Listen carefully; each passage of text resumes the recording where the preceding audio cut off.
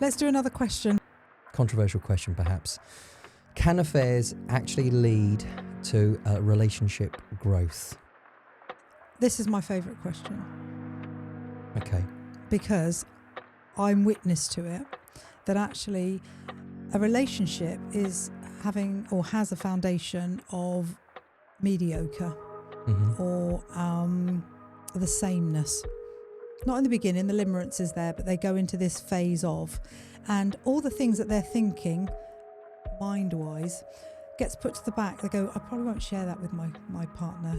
They won't be interested, or actually that's not something I'd want to think about. They're not doing anything behind their back or anything. They're just going, I won't load that onto them, or I won't share that with them. Okay, so it's not big stuff, but it's stuff that actually means something to the individual person. When an affair happens, it's what I call pillow talk, and it gives them the opportunity. They come into therapy and they go, we have never spoken about in-depth stuff like this ever, and we do believe that without this affair we would have never have gone to the places we've gone to.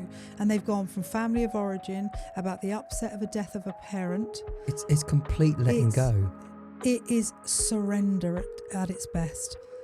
And the person that had the affair is sharing things that they'd never shared before. The person who's they're sharing it with has never either heard it before or thought it was that important. And the person who hasn't had the affair has the opportunity to embellish the feeling of being let down. And the other person is so listening to them. You know, we're talking about those conversations when you first met, where you're talking sort of like 9 o'clock at night when the kids are in bed, right up till 3 o'clock in the morning. And they're starting to get really exhausted. And I say to them, right, we've got to cap this a little bit. You can do an hour and a half on different occasions to talk to each other. They're spending that long. You remember when you first met somebody, you would talk for hours. That's what they're doing. And they're absolutely shocked. They're coming out with all these revelations and everything. And it's wonderful. It's magical to watch that they are going to have a completely different relationship.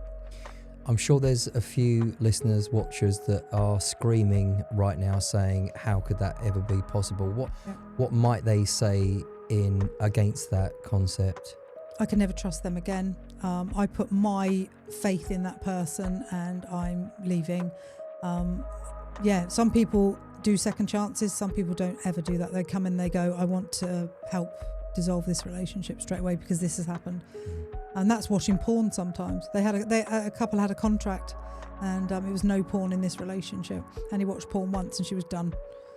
So the moral code is very different. And we don't talk about our moral code. Where do you sit with flirtation or me talking to an ex? Or there is no conversation about it. So we cross, it seems like smaller lines sometimes instead of the full affair. But actually for somebody else, it would be like, no, that's not a done thing for me. You said no. I said you shouldn't and you can't and you won't and you did. Well, I'm gone. And it ended.